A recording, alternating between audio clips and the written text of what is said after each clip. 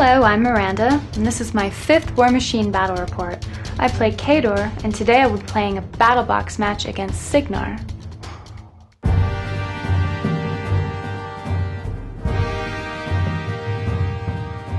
The KHADOR Battle Box consists of pSorscha with a Juggernaut Heavy Warjack and a Destroyer Heavy Warjack.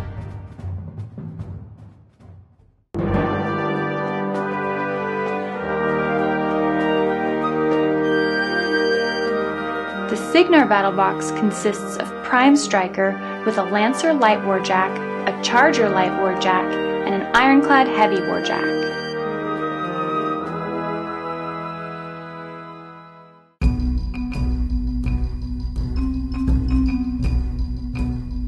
After winning the dice roll 5-1, I decide I would go first.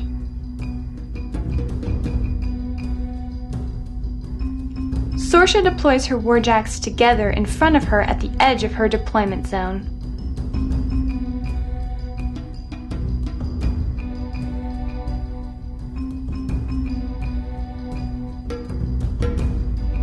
pStryker deploys alongside his Lancer and Ironclad with his Charger Light Warjack off to his right.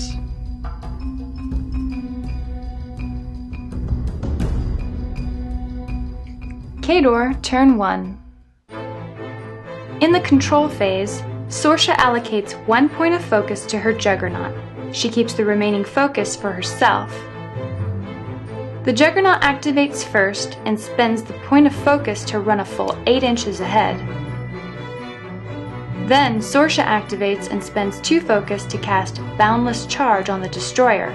After that, she advances her full 6 inches and spends her remaining 3 focus to cast Fog of War, so all models in her control area gain concealment. Next, the Destroyer activates and charges the Ironclad across the table. He obviously won't make it, but with Boundless Charge on him, he can do this for free and, with the extra 2 inches, can move 9 inches up the board.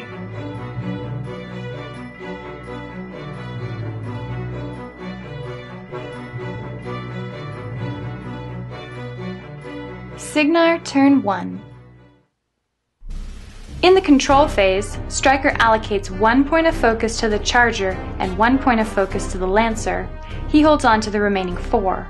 pStryker activates first and spends 2 focus to cast Snipe on the Charger Warjack. Then he spends 2 more to put Arcane Shield on the Lancer Warjack. After that, he advances up into cover. Next, the Charger activates and uses his point of focus to run around behind the building. Then the Lancer uses his point of focus and runs a full 12 inches up behind a pile of rubble. Now the Ironclad activates and lumbers 5 inches up next to pStryker.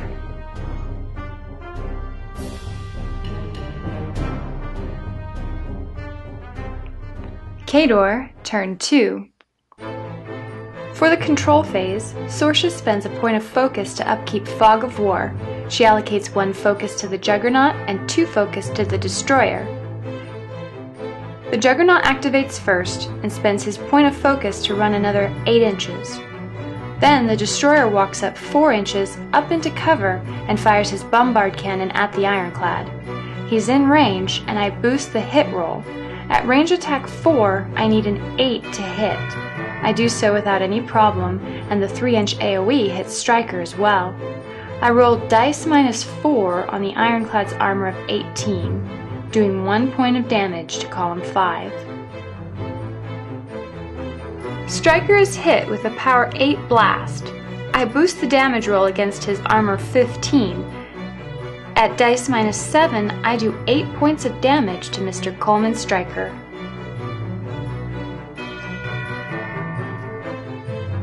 Next, pSorscha activates and spends 2 focus to cast Windrush on herself and advances into cover. This spell adds +2 to her defense 16, and since she's in cover, this puts her overall defense at 22.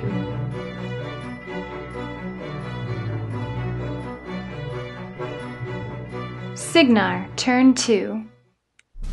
In his control phase, pStryker decides not to upkeep Snipe or Arcane Shield.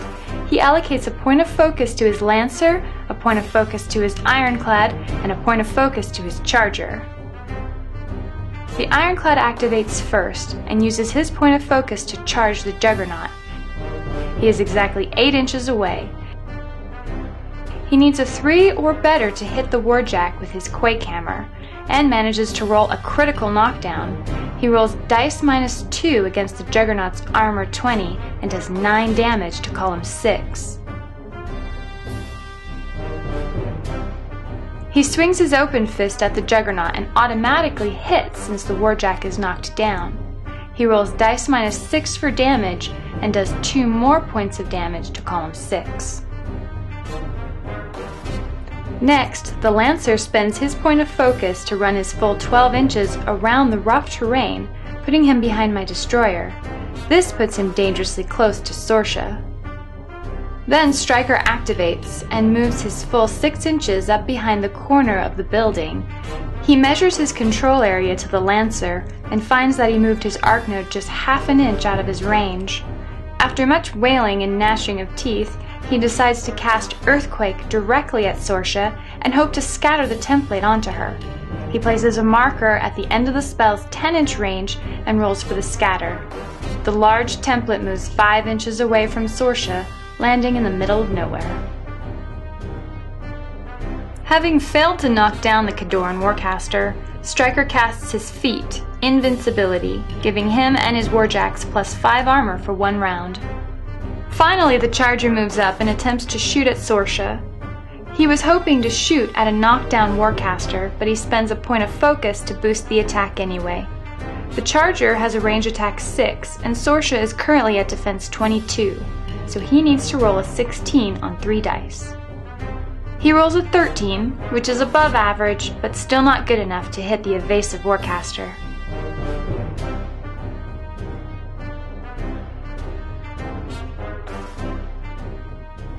KHADOR, turn 3. I choose not to upkeep Fog of War and allocate 2 focus to each jack, leaving pSorscha with 2. I begin with my juggernaut. He sacrifices his movement to stand up. Under Stryker's feet, the ironclad is at armor 23.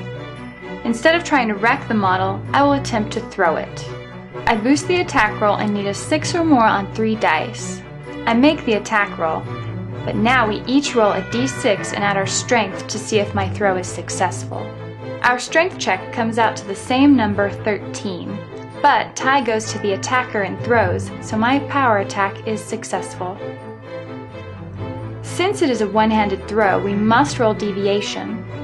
I choose the direction I want to throw the ironclad and remark it 6 inches out, or half my jack's strength.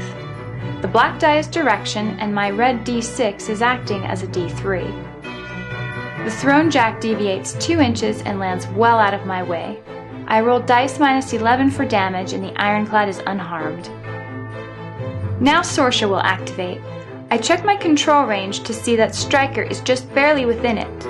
pSorscha also has line of sight to him. She uses her feat, Icy Gaze, causing enemy models without immunity to cold to become stationary for 1 round.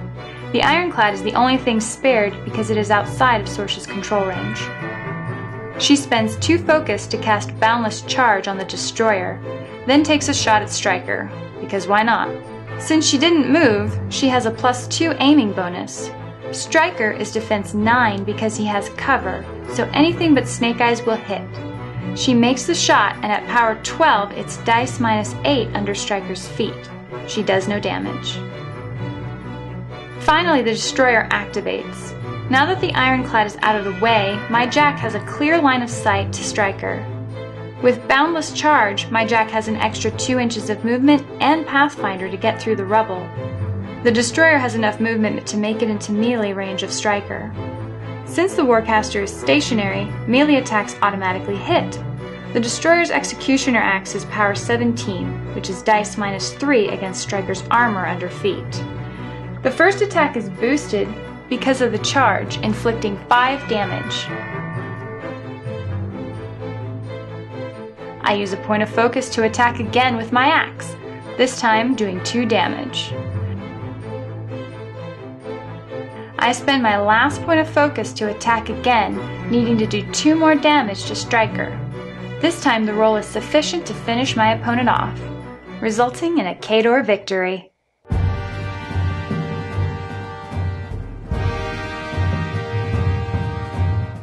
I hope you enjoyed this BattleBox battle report. I was hoping to get something out to you guys while I worked on my 50-point battle against Trollbloods, which is quite an undertaking in the editing room. So on that note, thank you for watching.